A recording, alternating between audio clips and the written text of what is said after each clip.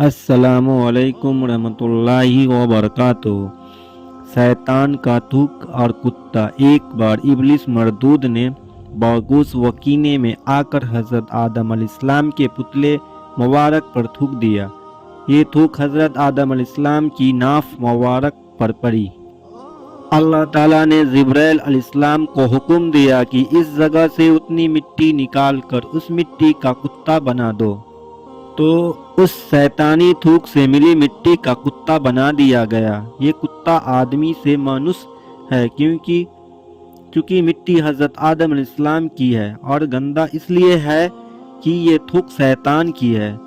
रात को जागता इसलिए है कि हाथ इसे जिब्राइल अलैहिस्सलाम के लगे हैं।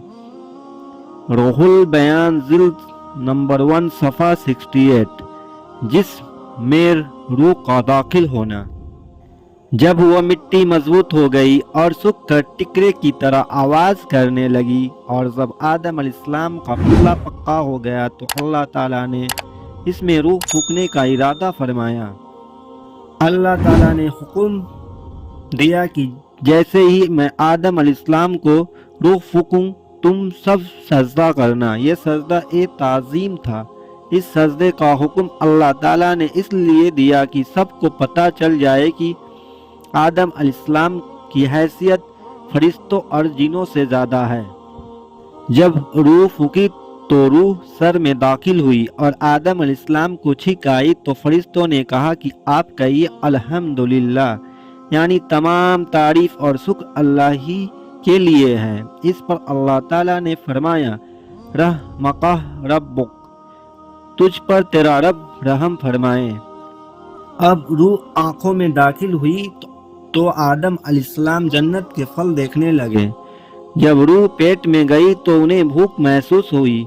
जब रूह पैरों में गई तो उन्होंने चलने की कोशिश की। उस पर अल्लाह ताला ने कुरान में फरमाया, इंसान जल्दबाज है। इब्लिस का घमंड। जैसे ही अल्लाह ताला ने रूह फूकी तो सारे फरिश्ते ने सजदा किया सिवाय इब्लिस के।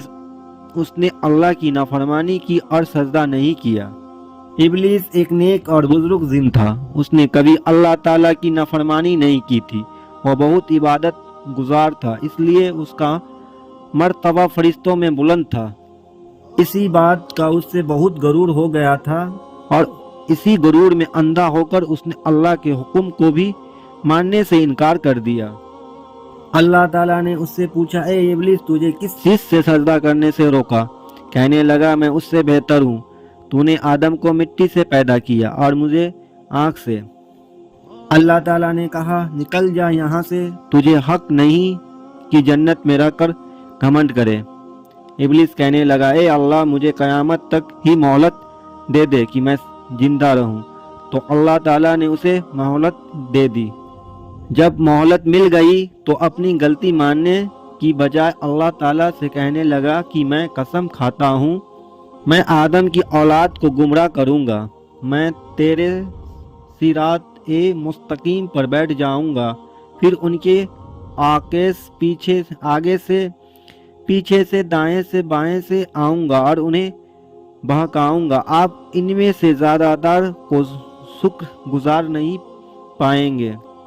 मैं इंसानों को गुनाहों को उनके लिए खूबसूरत बना दूंगा, सिवाय तेरे मुखलिस बंदों के, वो मेरे बहकावे में नहीं आएंगे।